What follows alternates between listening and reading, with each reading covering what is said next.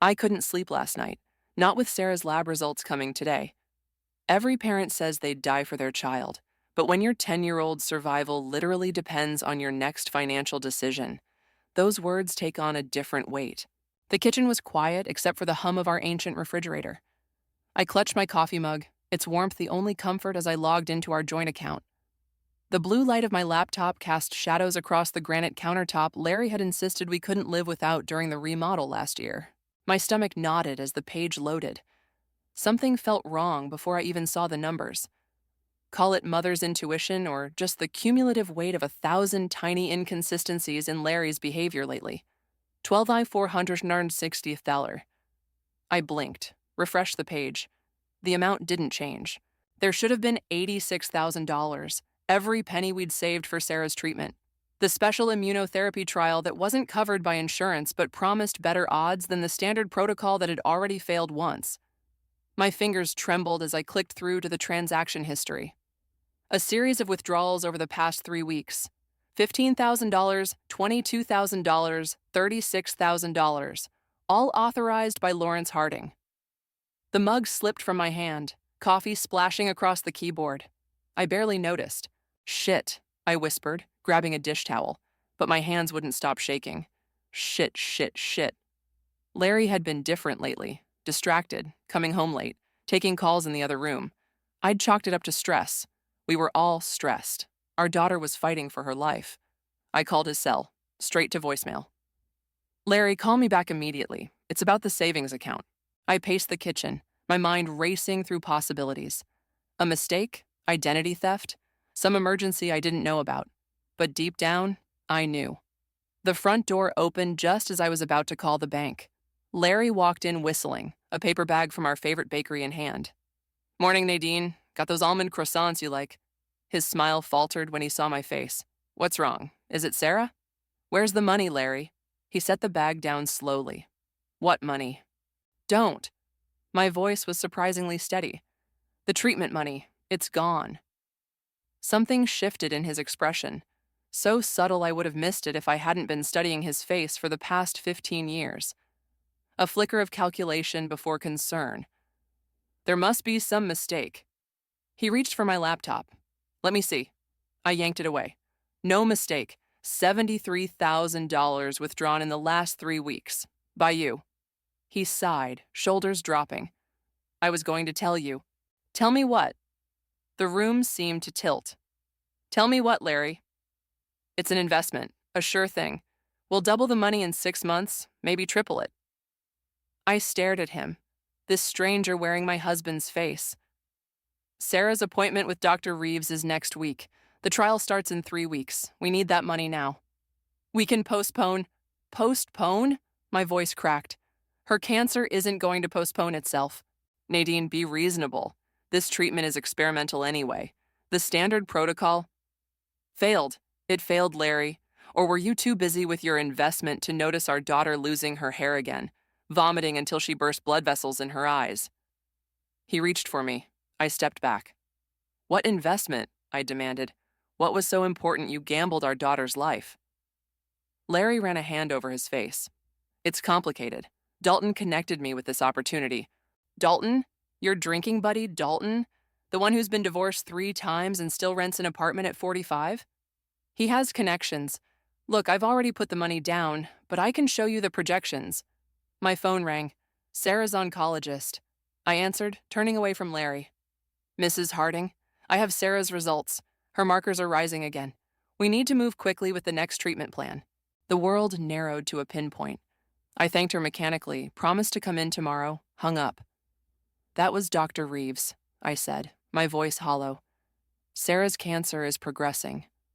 Something like guilt flashed across Larry's face, quickly replaced with defensiveness. This is exactly why we need this investment to work, for her future treatments. What did you invest in? I asked again. He hesitated. It's not actually an investment. I bought something.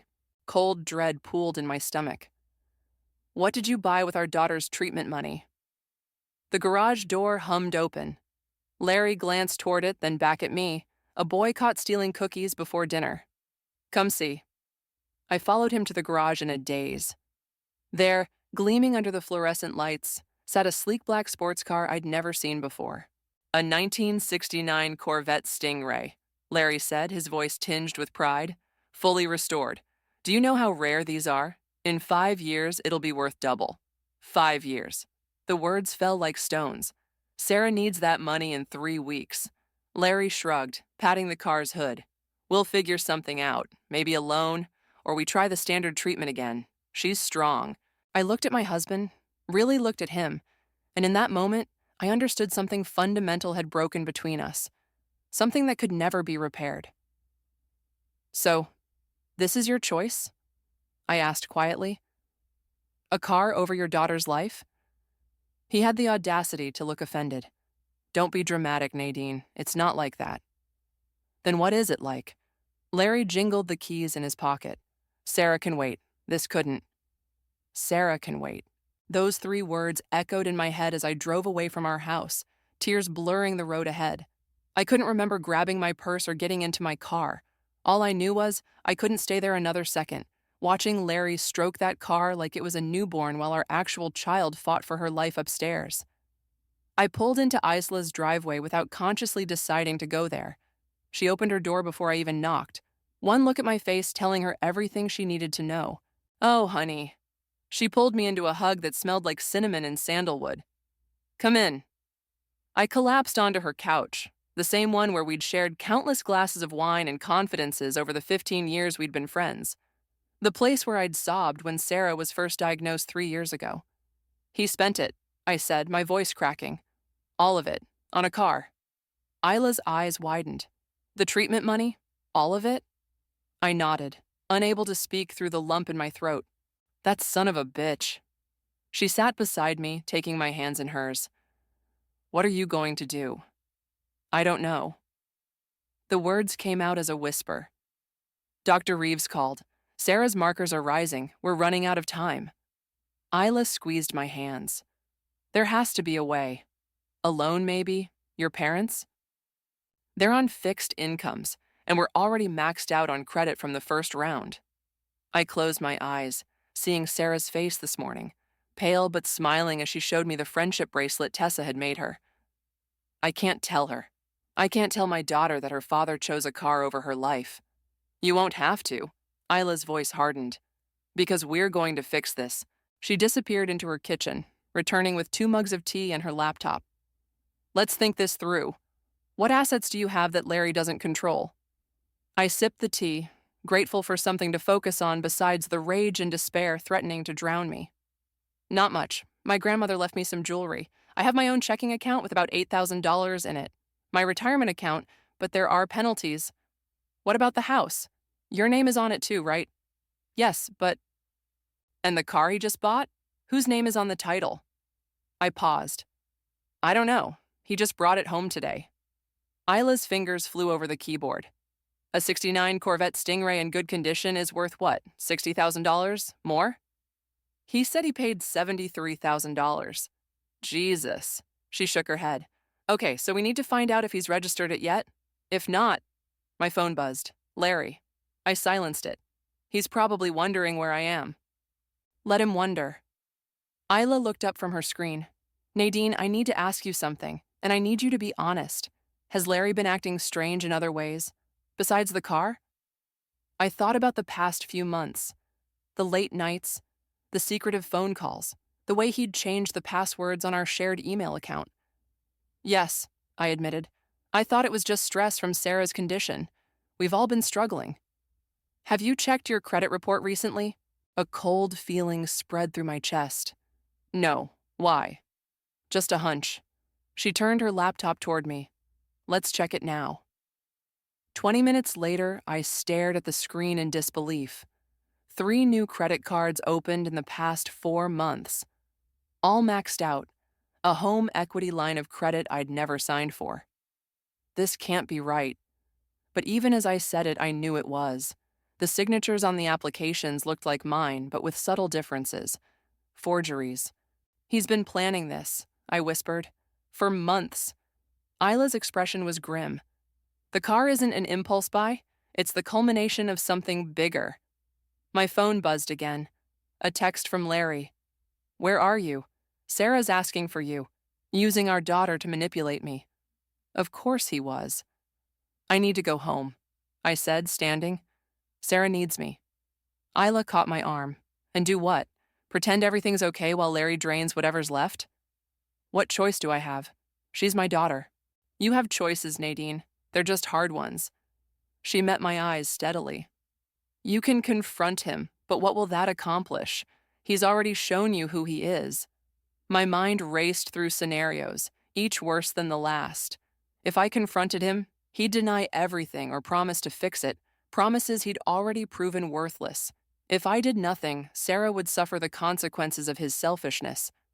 I need to protect Sarah, I said finally. That's all that matters now. Then you need leverage. Isla's voice was quiet but firm, and you need to move fast before he realizes you know everything. What are you suggesting? Take what you need to save your daughter. Her eyes held mine. The documents proving his fraud, access to whatever assets you can secure, and then disappear until you can force his hand. The idea should have horrified me. Instead, a strange calm settled over me. I'd need somewhere to go, somewhere he wouldn't think to look. My sister's cabin in Vermont. It's empty until ski season. Isla squeezed my hand. Go home. Act normal. Gather what you need. I'll make the arrangements. I nodded, a plan forming. I'll need to take Sarah's medical records and the title to the car if I can find it. And Nadine? Isla's expression softened.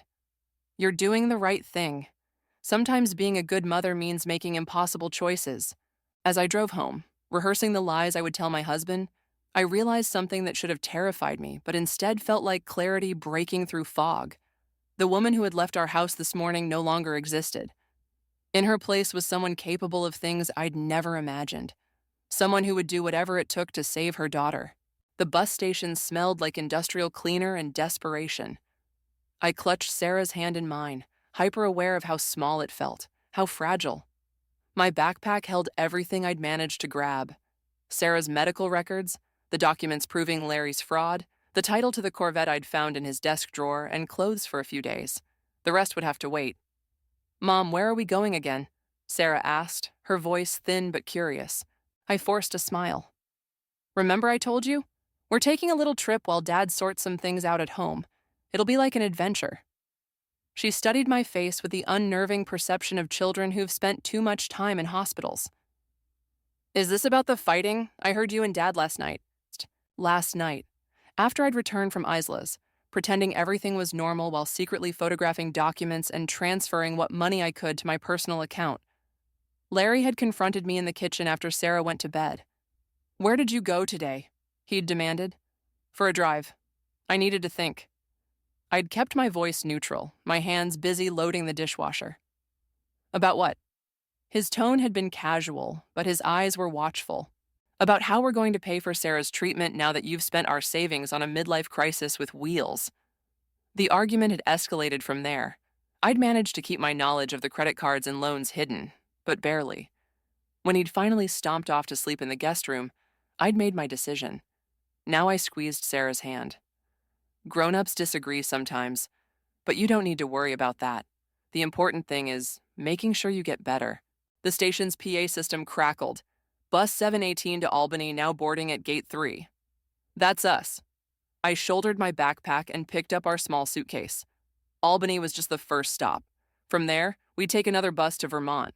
I'd chosen public transportation deliberately, harder to track than rental cars or flights.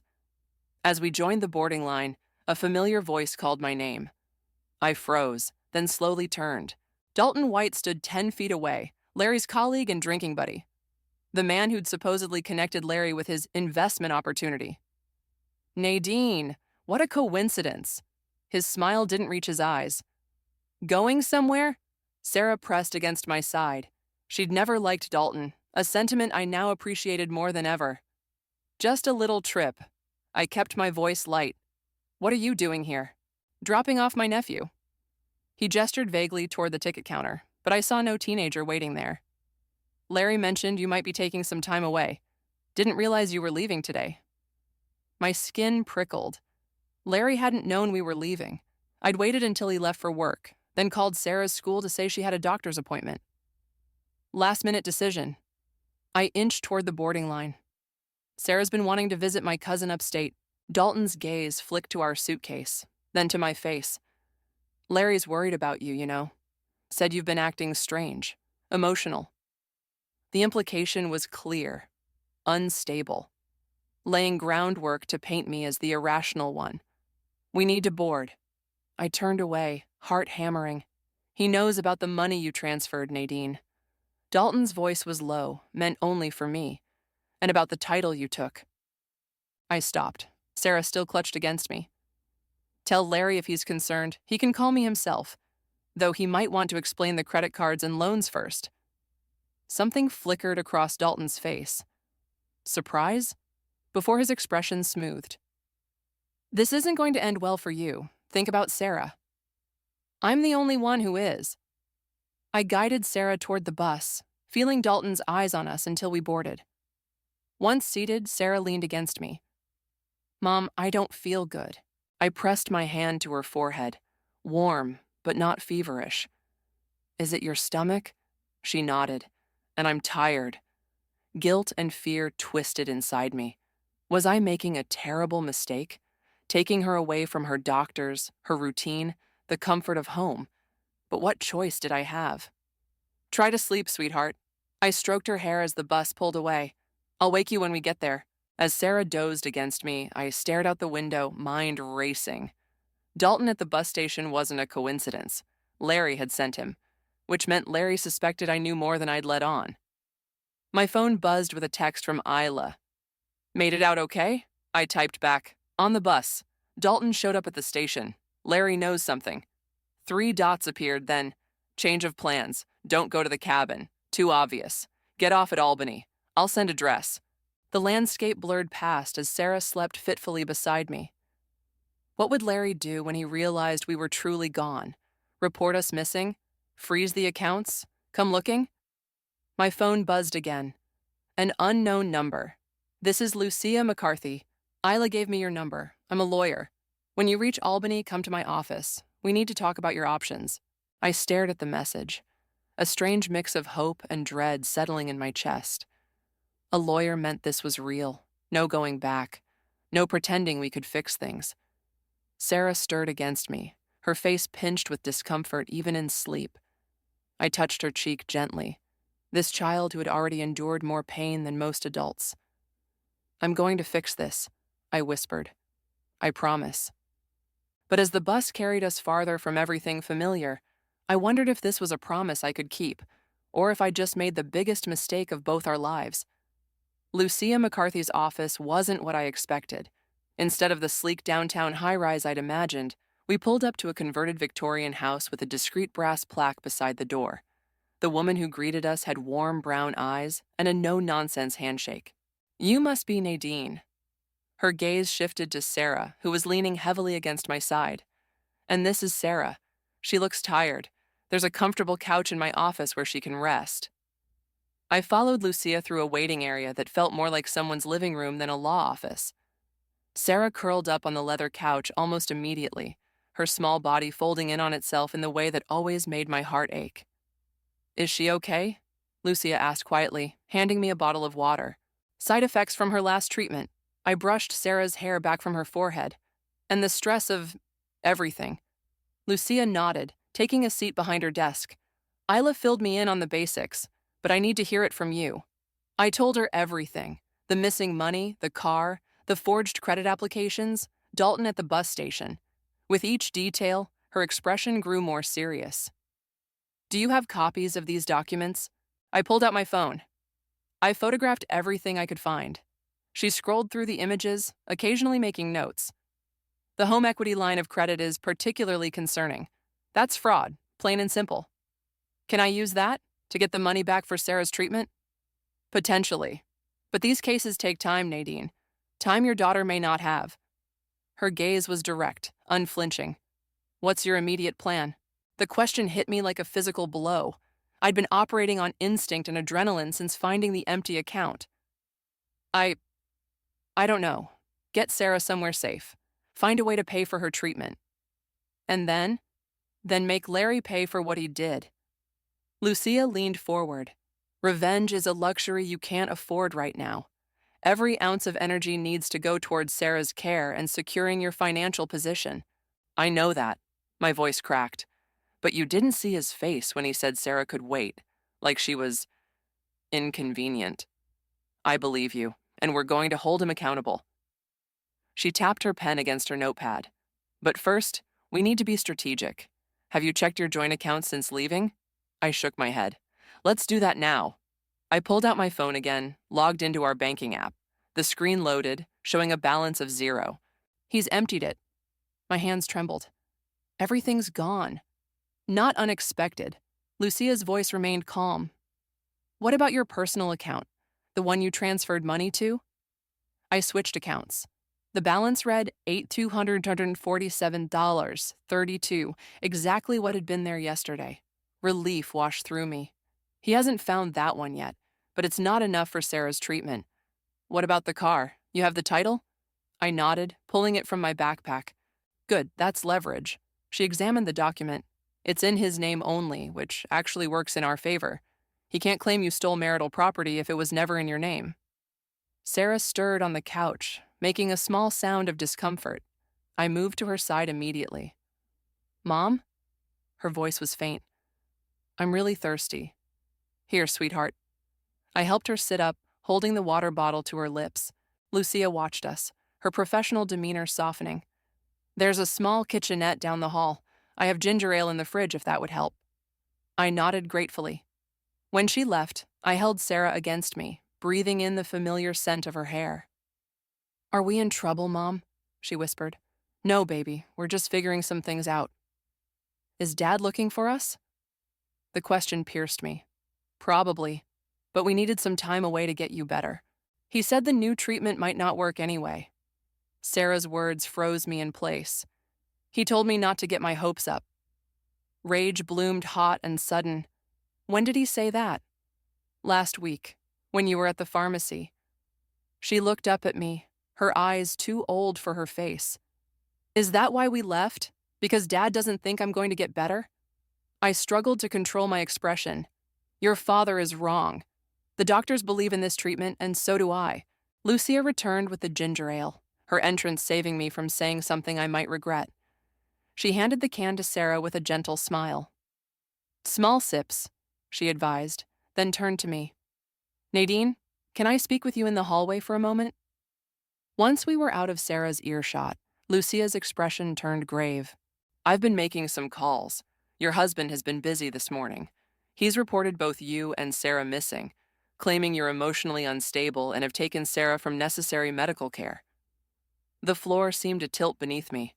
That's a lie. I'm trying to get her care. I know, but he's laying groundwork, and there's more. She hesitated. One of my contacts at the hospital says he's been there today, speaking with Sarah's doctors about palliative options rather than the immunotherapy trial. Palliative? The word felt like ash in my mouth. That's end-of-life care. He's giving up on her. Or creating a narrative that the expensive treatment wasn't necessary anyway. My vision blurred with tears of fury. He's covering his tracks, making it look like I'm the irrational one for insisting on treatment he's decided isn't worth it. Lucia nodded grimly. We need to move quickly. I have a colleague who specializes in medical funding for children, and I think we need to consider going public with what Larry's done. Public? The thought made my stomach clench. Sometimes the court of public opinion works faster than actual courts. Her eyes met mine. But it would mean exposing everything. Your situation, Sarah's illness, Larry's betrayal. I glanced back at the office where my daughter sat sipping ginger ale, unaware that her father was actively working against her survival. Make the call, I said. I'll do whatever it takes. The motel room television cast blue shadows across the worn carpet. Sarah had finally fallen asleep in the double bed farthest from the door, her breathing steady for the first time all day. I sat cross-legged on the other bed, unable to look away from the screen. Larry's face filled the frame, his expression a perfect mask of concerned husband and devastated father. The news ticker below him read, Local father pleads for return of ill daughter. My wife has been under tremendous stress, he told the reporter, his voice breaking at just the right moment. Sarah's illness has been hard on all of us. But Nadine, she hasn't been thinking clearly. Taking our daughter away from her medical team is dangerous. The reporter nodded sympathetically. And you believe your wife may be having some kind of breakdown? I don't want to say that. Larry looked down, the picture of reluctance. But she's made some concerning statements lately about experimental treatments that Sarah's doctors don't recommend. I'm just worried about both of them. I muted the television, my hands shaking with rage. 3 days since we'd left, and Larry had transformed himself into Father of the Year while painting me as an unstable mother endangering her child. My phone vibrated. Lucia. Are you watching? She asked without preamble. Yes. Good. Now we know exactly what we're dealing with. Her voice was calm, steadying. He's playing this perfectly, Nadine. The concerned father, the reasonable one. He's lying through his teeth. I kept my voice low to avoid waking Sarah. Her doctors absolutely recommended the immunotherapy trial. It was Larry who suddenly started talking about palliative care. I know, and we're going to set the record straight. A pause. The reporter I mentioned wants to meet tomorrow. Are you ready for that? I glanced at Sarah, so small in the queen-sized bed.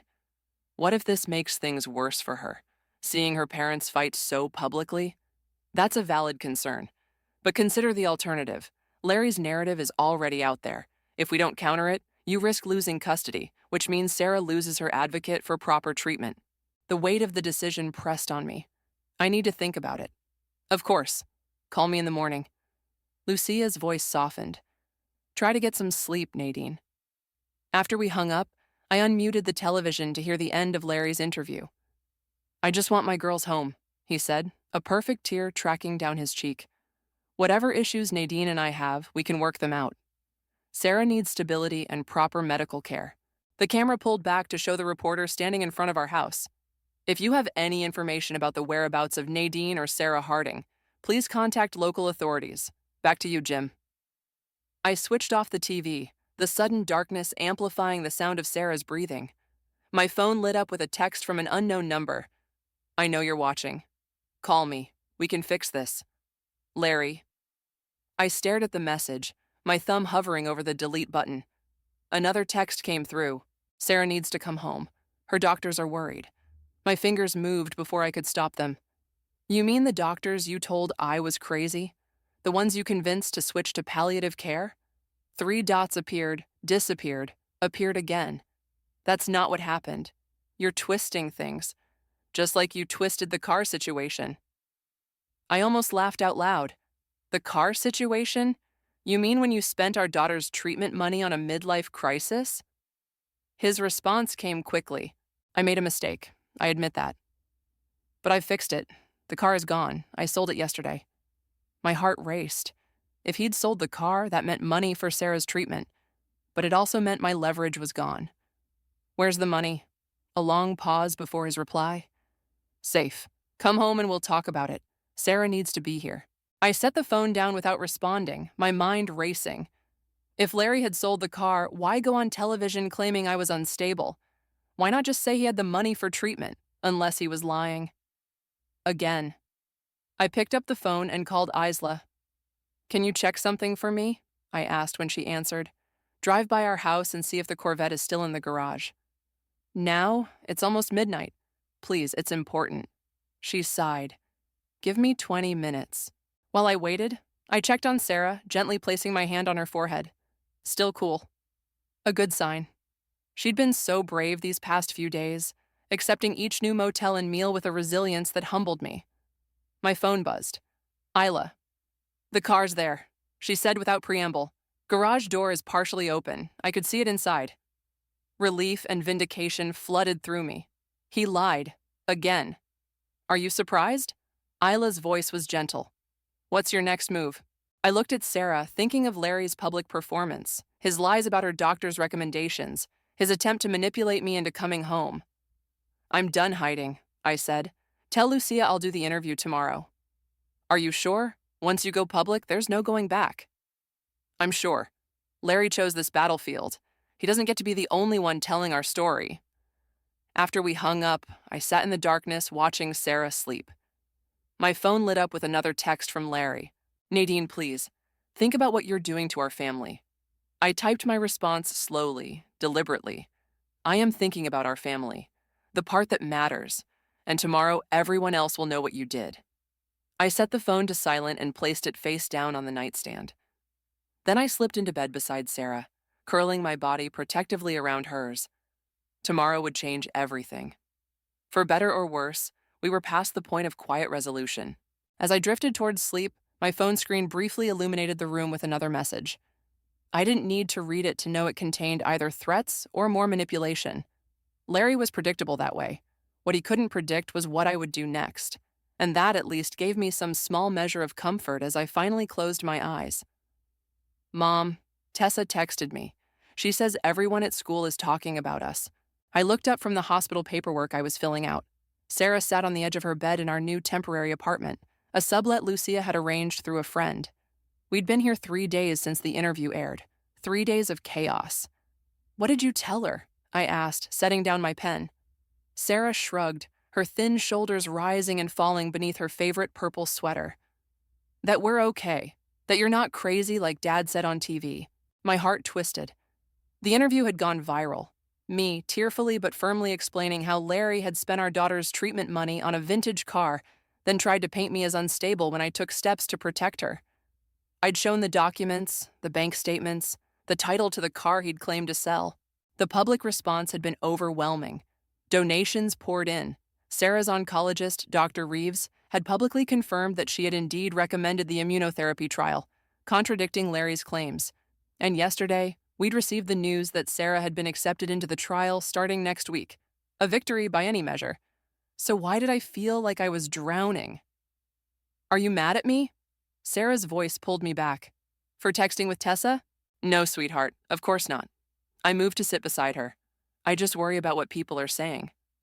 They're saying Dad did a bad thing. She looked down at her hands. Is that why he hasn't called me? Because he's embarrassed? The question hit me like a physical blow. Larry hadn't tried to contact Sarah directly since the interview aired. Only more manipulative messages to me, alternating between threats and pleas. I chose my words carefully. I think your dad is trying to figure some things out right now. Tessa says her mom and dad are getting divorced. Sarah's eyes, so like mine, met my gaze directly. Are you and Dad getting divorced? Before I could answer, a knock at the door saved me. I peered through the peephole to see Tessa herself standing there with a woman I recognized as her mother, Jenna. Sarah, look who's here, I said, opening the door. Tessa rushed in, throwing her arms around Sarah with the uninhibited affection of childhood. The girls immediately began chattering, moving to Sarah's room with the magnetic pull of 10-year-old best friends reunited. Jenna lingered in the doorway, her expression a mix of sympathy and discomfort. I hope this is okay. Tessa's been worried sick about Sarah. It's more than okay. I gestured her inside. Sarah needs normal right now. Friends, school stuff. Jenna stepped in, lowering her voice. How are you holding up? That interview? Everyone's talking about it. I'm fine. The lie came automatically. No, you're not. She gave me a knowing look. Nobody would be fine after what you've been through. Something in her kindness cracked my carefully maintained composure. I turned away, blinking back sudden tears. Sorry, I whispered. It's just been... I know. She touched my arm gently. Listen, I didn't just come to bring Tessa. I thought you should know. Larry came to our house yesterday. My head snapped up. What? Why? Looking for you and Sarah. He seemed desperate. Said the media had twisted everything, that he was trying to protect Sarah from experimental treatments that might make her suffer more. Cold dread settled in my stomach. Did he say anything else? He asked if we'd heard from you, if we knew where you were staying. She hesitated. Mark told him to leave, that after what he'd done, he had no right to ask for help. Relief washed through me. Thank you. There's more. Jenna glanced toward the bedroom where the girls were giggling over something on Tessa's phone. He's filed an emergency custody petition, claiming you've alienated Sarah from him and are making medical decisions that go against doctor recommendations.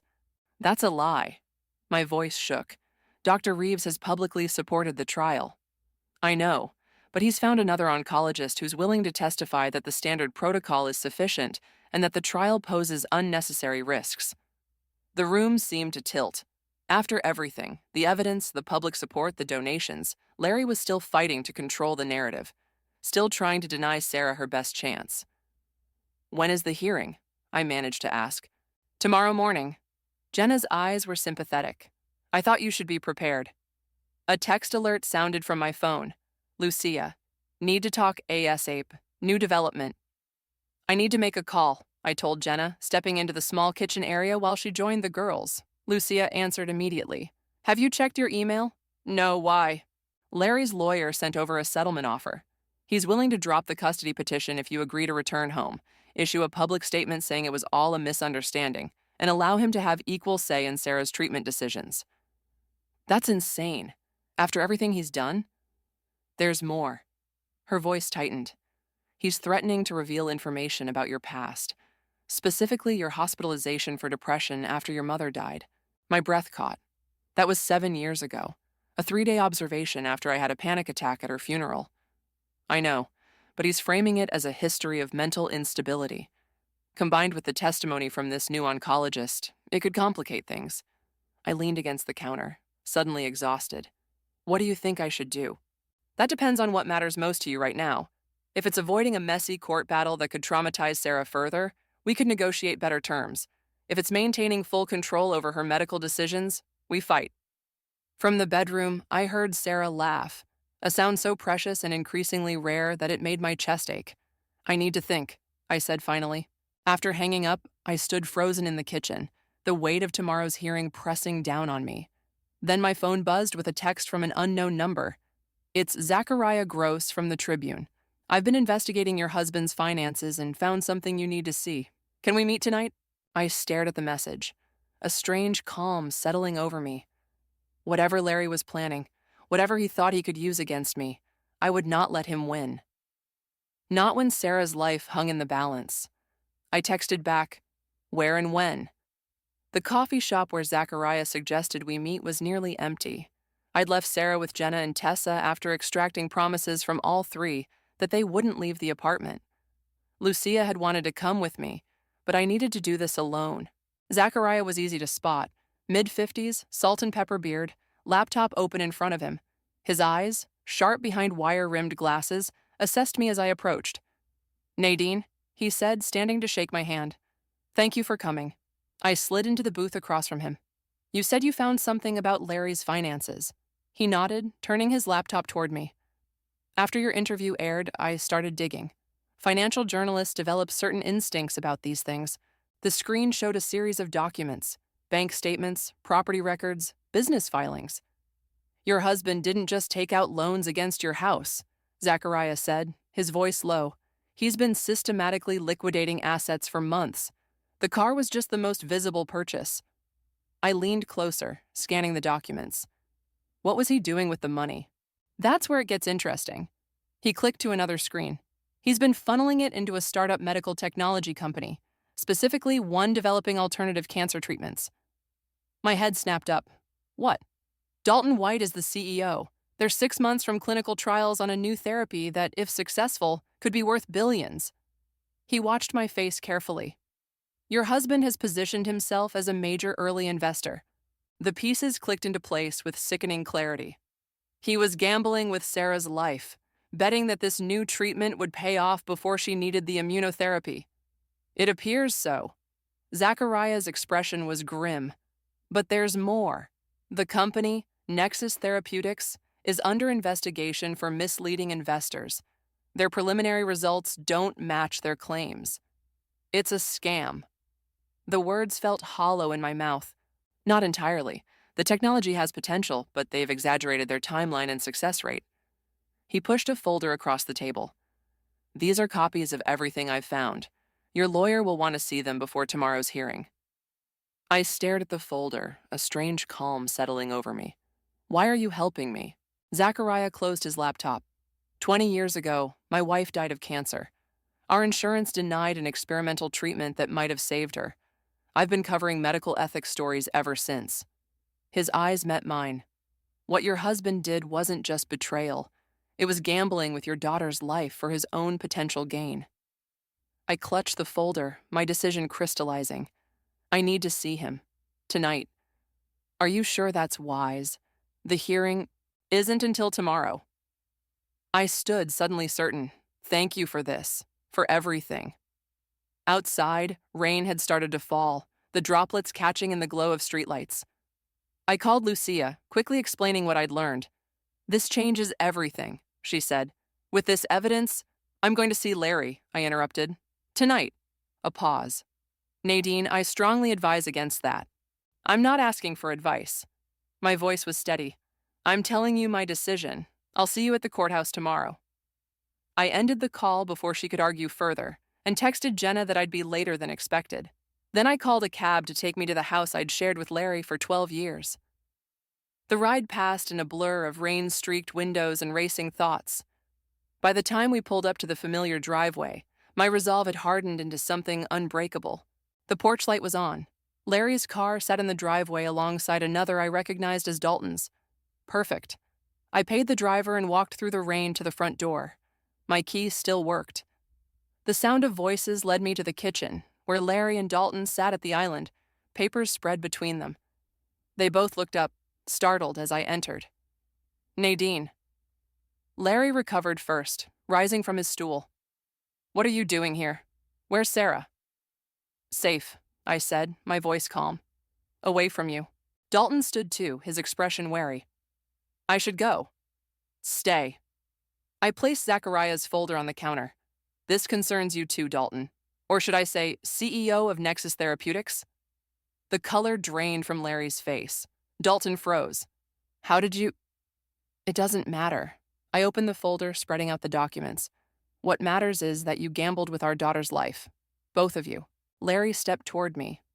Nadine, you don't understand. This treatment could revolutionize cancer care. Sarah wouldn't need the immunotherapy. She wouldn't need to suffer through more conventional treatments. In 6 months, I said flatly. If it works, if it gets approved, if the company isn't shut down for fraud first. It's not fraud, Dalton interjected. We've had promising results. Save it for the SEC investigation. I turned back to Larry. Our daughter needs treatment now. Not promises, not potential. Now. Larry's expression hardened. You've turned this into a circus. The media, the public donations, painting me as some monster who doesn't care about his own child. You spent her treatment money on a car. An investment. Something I could sell quickly if needed. Then why didn't you? My voice rose despite my efforts to stay calm. When I confronted you, why didn't you immediately sell it for Sarah's treatment? He had no answer. Because it was never about Sarah, I continued, the truth burning through me. It was about you. What you wanted. What you needed. Just like this investment with Dalton. A chance to be part of something big, something profitable. Sarah was an afterthought. That's not true. But his voice lacked conviction. Tomorrow at the hearing, I'm going to show the judge everything. I gestured to the documents. Your investment in Nexus, the investigation, the lies you told about me, about Sarah's doctors, everything. Larry's face contorted with anger. You think you've won? That judge will see a vindictive wife trying to destroy her husband. A mother making medical decisions based on emotion rather than reason. No. I met his gaze steadily. He'll see a father who betrayed his child's trust, who put his own interests above her life. Get out of my house. Larry's voice shook. Our house, I corrected, paid for with our money, just like Sarah's treatment should have been. I turned to leave, then stopped, looking back at the man I'd once loved enough to create a child with. You know what the worst part is, Larry? If you'd just admitted what you did, if you'd sold the car immediately and apologized, we might have found a way forward. But instead, you doubled down. You lied. You tried to make me look crazy. You tried to take Sarah away from me. His expression flickered with something like regret. Tomorrow, I said. It ends. The courthouse hallway buzzed with whispers as I walked through the security checkpoint. Lucia waited by the elevators, her expression shifting from concern to relief when she saw me. You're cutting it close, she said, checking her watch. The hearing starts in 15 minutes. I'm here. I smoothed my blouse, the only professional clothing I'd managed to grab before leaving home. Any sign of Larry? His lawyer's inside. No sign of him yet. She studied my face. How did it go last night? Before I could answer, the elevator doors opened and Larry stepped out. Our eyes met across the polished marble floor. He looked terrible, unshaven, dark circles under his eyes, his normally immaculate suit rumpled. For a moment, I felt a flicker of the old connection, the history we'd shared before everything shattered. Then Dalton emerged behind him, and the moment passed. "Where's Sarah?" Larry asked, approaching us. "With friends," I replied. "She doesn't need to be here for this." His jaw tightened. "I have a right to see my daughter." "You'll have to earn that right back." I turned to Lucia. "Let's go inside." The courtroom was smaller than I'd imagined, intimate in a way that made the proceedings feel even more personal. We took our seats at one table, Larry and his lawyer at the other. The judge, a woman in her 60s with shrewd eyes and silver hair, entered shortly after. "This is an emergency hearing regarding custody and medical decision-making authority for Sarah Harding," she began, reviewing the paperwork before her. "I understand there are serious allegations on both sides." Larry's lawyer stood first, a polished man in an expensive suit. "Your Honor, my client is deeply concerned about his daughter's welfare. His wife has removed the child from her home, disrupted her medical care, and made unilateral decisions about experimental treatments that carry significant risks." I clenched my hands in my lap as he continued, painting me as unstable and reckless, citing my history of mental health issues and erratic behavior. When Lucia rose to speak, her voice was measured but forceful.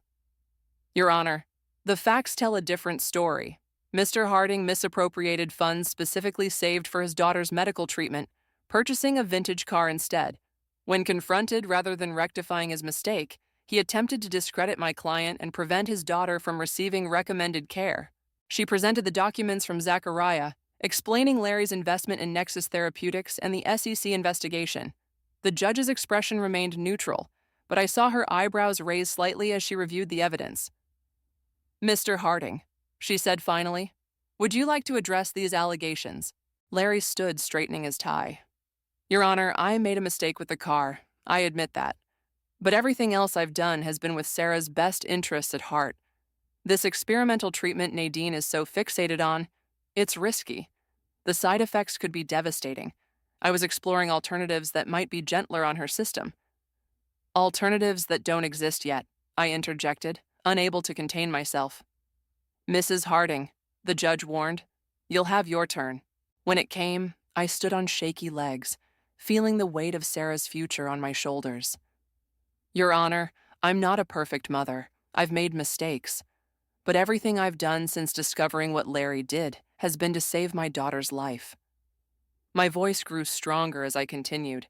"The immunotherapy trial isn't just some fixation. It's what Sarah's primary oncologist recommends as her best chance. Larry knew that. He just decided his car and his investment were more important." The judge asked several pointed questions about Sarah's current condition, the treatment protocol, and our living situation. Then she called a brief recess to review all the evidence. In the hallway, Larry approached me while our lawyers conferred nearby. "This isn't how I wanted things to go," he said quietly. "What did you expect?" I asked. "That I'd just accept what you did? That I'd let Sarah suffer the consequences of your choices? I thought I was making the right call." His voice dropped lower. "Nexus really could change everything, Nadine. The preliminary results—" "Stop." I held up my hand. "Even if that's true, Sarah needs help now. Not in 6 months or a year. Now." Something in his expression shifted. "I know." Before I could respond, the bailiff called us back inside. The judge sat straight backed at the bench, her decision apparently made. Having reviewed the evidence presented by both parties, I find that Mr. Harding's actions demonstrate a concerning prioritization of personal interests over his child's immediate medical needs. She looked directly at Larry. "While I understand your belief in alternative treatments, the fact remains that you diverted funds specifically saved for your daughter's care without consulting your wife or Sarah's primary physician." Relief began to wash over me as she continued. "Temporary full custody and medical decision-making authority is granted to Mrs. Harding, with supervised visitation for Mr. Harding." She turned to me. Mrs. Harding, the court expects you to keep Mr. Harding informed of all medical developments and to consult with him, even if final decisions rest with you. Yes, Your Honor, I managed to say through the tightness in my throat. Additionally, the judge continued, looking at Larry, the court orders Mr. Harding to liquidate the vehicle in question and any personal investments not already committed to Nexus Therapeutics, with those funds to be placed in a trust for Sarah's medical care. Outside the courtroom, Lucia hugged me briefly. This is the best outcome we could have hoped for. Congratulations. But as she left to file the paperwork, I felt no triumph, only a bone-deep weariness. Larry stood nearby, looking similarly drained. I'll sell the car today, he said, and I'll transfer my remaining savings to you for Sarah. I nodded, unable to summon more words. Can I see her? He asked. Please? The plea in his voice was genuine. Despite everything, he was still Sarah's father. Still the man who had once held my hand through 22 hours of labor, who had wept when they first placed her in his arms. She's starting treatment tomorrow, I said finally. Come to the hospital at 10. You can see her then. His eyes widened in surprise. Thank you. As I turned to leave, he called after me. Nadine, for what it's worth, I'm sorry. Not just for the money, for trying to make you look crazy, for everything. I looked back at him, this man I'd once built a life with. I know you are, but sorry doesn't fix what's broken between us. No, he agreed quietly. It doesn't. Outside, the spring air felt clean and new. I called Jenna to check on Sarah, smiling at the sound of girlish laughter in the background. They were baking cookies, she told me. Sarah was having a good day. I walked to my car slowly, feeling the weight of the past weeks, but also a strange lightness. The road ahead would be hard. Sarah's treatment, the divorce, rebuilding our lives. But for the first time since finding the empty account, I could breathe. My phone buzzed with a text from Isla. How did it go? I leaned against my car, looking up at the clear blue sky as I typed my response. We won. Sarah gets her treatment, and I get to be the mother she needs. Some fires can't be extinguished once they start, but from the ashes, you can build something new, something stronger, something that can withstand the next storm when it comes.